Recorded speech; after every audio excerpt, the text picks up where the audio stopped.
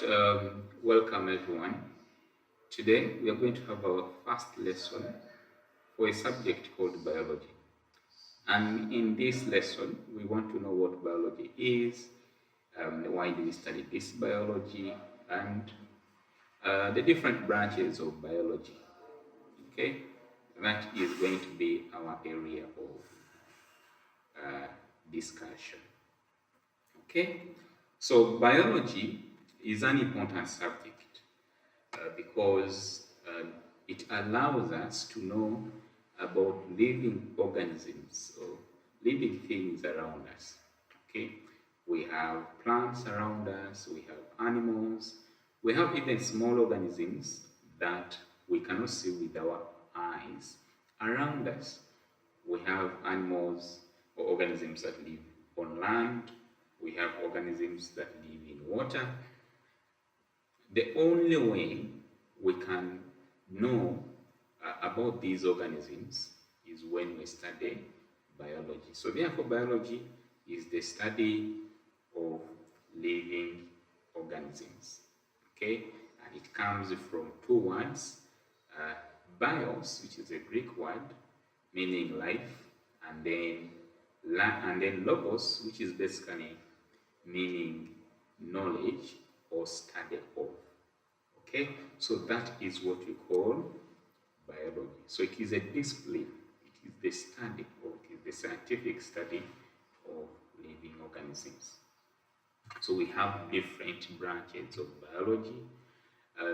So on our slide, you can see that we have images to illustrate the at least examples of organisms that are being studied with each branch of biology. So we start with zoology, which is the study of animals. That's why you have animals there.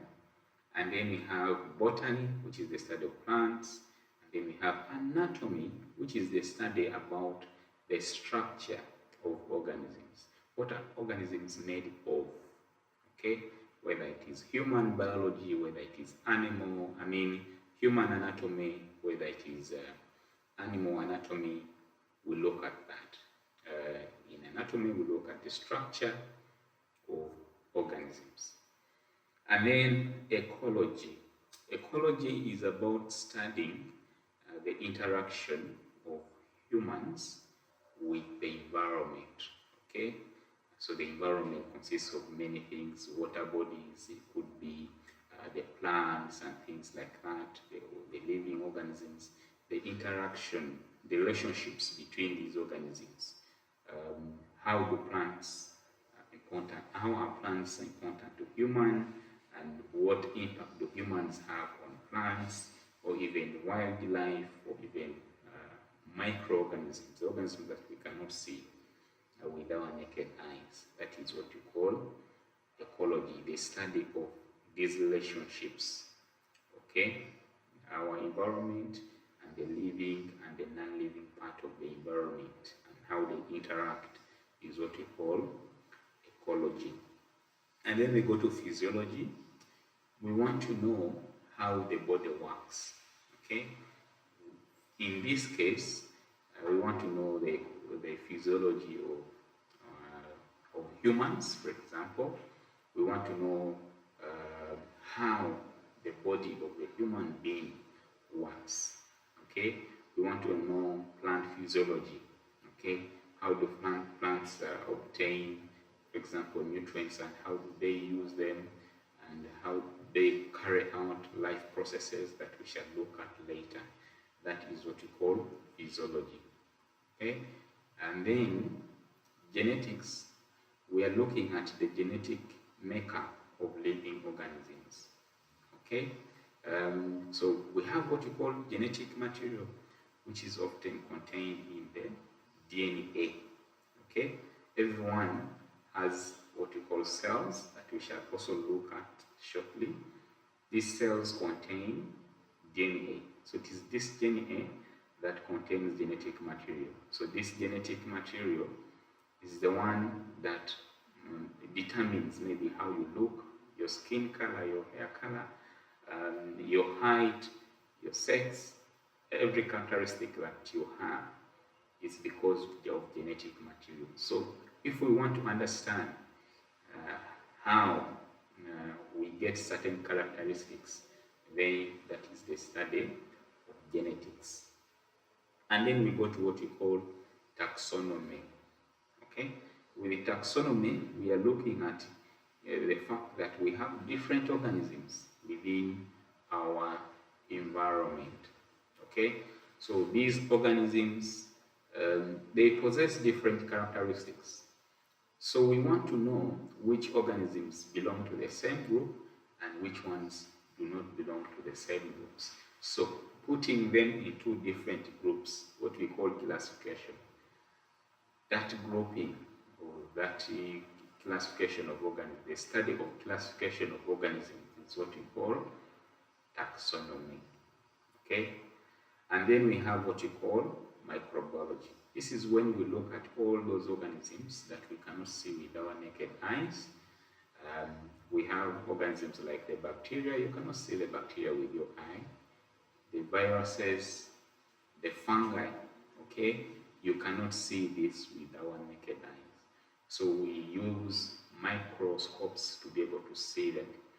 So microbiology is the study of those organisms that we cannot see with our naked eyes.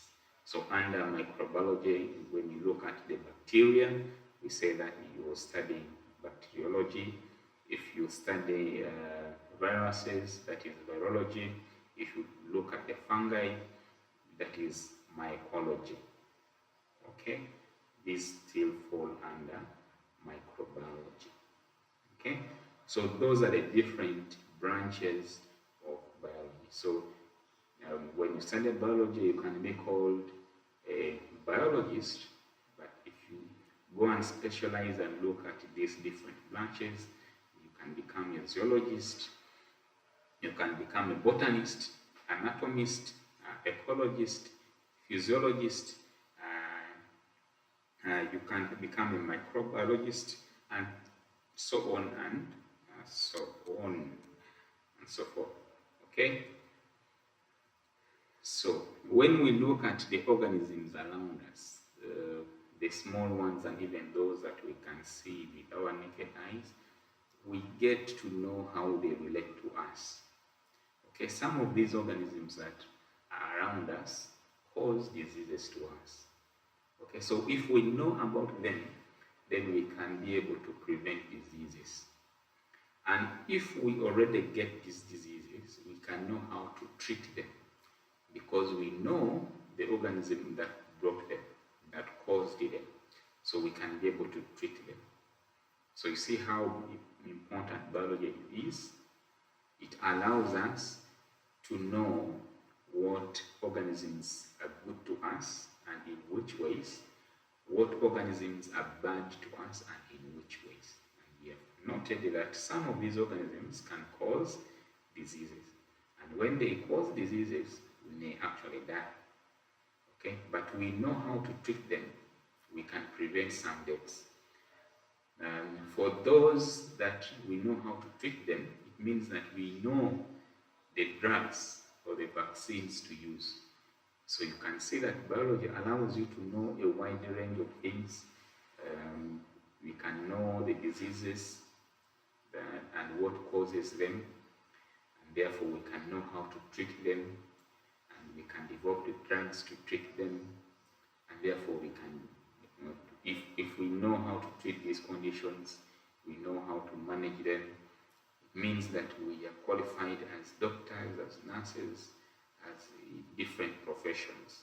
Okay, that means if you study biology, you can become a doctor, you can become a nurse. Okay, you can also work as a researcher, you can work in different areas. You can know how to develop drugs, how to develop vaccines.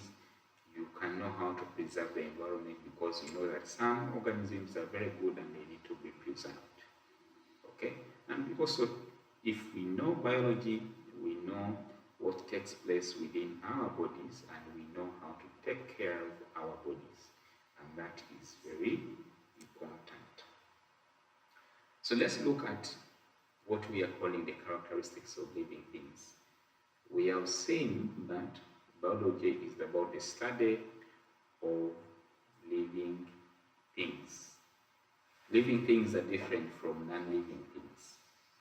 Non-living things, for example, this laptop here, is non-living because it does not carry out some of the characteristics that I'm going to explain. The first characteristic is about respiration. We breathe in. If you don't breathe in, you suffocate, you will yearn to get that air. That air is used for a process called respiration, which is basically breaking down the food that you have eaten such that you can get energy. So all organisms do that. All organisms respire.